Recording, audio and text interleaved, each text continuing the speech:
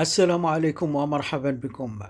حددت المديرية التقنية للتحكيم طاقم حكام الديربي البيضاوي بين الوداد والرجاء برسم الجولة الخامسة من البطولة الاحترافية إنوي.